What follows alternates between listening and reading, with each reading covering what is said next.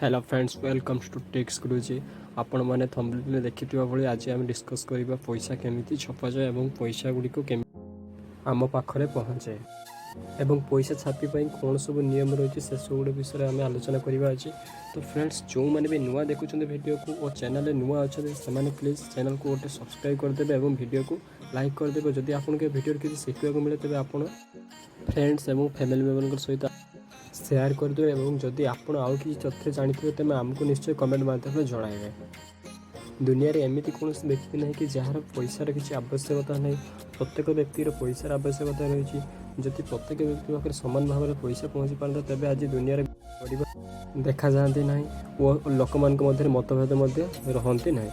तो एबे आम जाना आसतु केमिति पैसा केमिति छपा जाए। आपण मैंने जहाँ तो जानते पैसा छपाई निश्चित कागजर आवश्यकता रही से भी एमती नॉर्मल पेपर रे पैसा छपा जाई पारे ना। तेणु पैसा छुआपाई किसी स्पेशल कागज रही जहाँकि किसी भल भल देश मान रही से देश हूँ दुनिया रे 4टी एमती देश अच्छी जोटि कि पैसा छुआपाई पेपर तैयारी हुए। गोटे हूँ देश 1 अमेरिका, सेकेंड रोचे स्वीडेन एवं 3 नंबर हूँ फ्रांस और 4 नंबर हूँ लुसेंटल पेपर फैब्रिक। ये 4टी देश साधारणतः नोट तैयारी पेपर तैयारी पैसा छपा नोट तैयारी कि देश मानक इम्पोर्ट कराए और सेठार आसी पेपर नोट आसी भारत में किसी स्पेशल जगार नोट छपा जाए। तो भारत में एमपी, मैसूर, सलबनी और नासिक एमती 4टी जगह पैसा छपा जाए। और आपण मैंने जानी आश्चर्य हो किसी गाइडलाइन अनुसार पैसा छपा जाए। तो वार्षिक जीडीपी को आधार कर पैसा छपा जाए। गोटे आकलन जनाए जे वार्षिक प्राय 265 कोटी अधिक पैसा छपा जाए। तो एत पैसा केमिति लोक पाखरे पहुँचे से विषय में आलोचना करवा। नोट छपा हो सारा देशर बड़ बड़ सहर चेन्नई, मुंबई, दिल्ली, भुवनेश्वर, कलकत्ता एमती के बड़ बड़ सहर में बड़ बड़ टाउन बैंक मान को प्रथम पैसा आसे।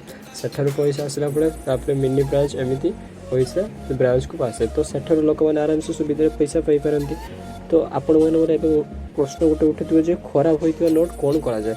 तो खराब होता नोट पुणी रिटर्न करा जाए रिजर्व बैंक ऑफ इंडिया को। से पुणी तदारख कर रिसाइक्लिंग प्रोसेस रे पुणी नुआ नोट तैयारी करा जाए। तो यही प्रोसेस रे प्रथम नोट तैयारी कराइए और लोक मान पहुँचे।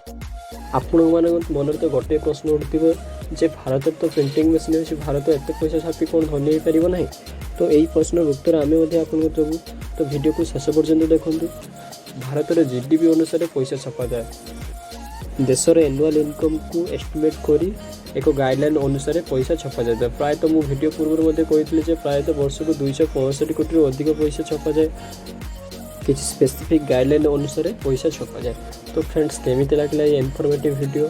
जदि आपको ये वीडियो किसी भी शिखा मिले किसी भी नुआ जिनस आप जानवा पाई तो वीडियो को गोटे लाइक करदे और चैनल को सब्सक्राइब करेंगे और आपण मान फ्रेंड को फैमिली मान सहित शेयर करेंगे। Thank you guys for watching.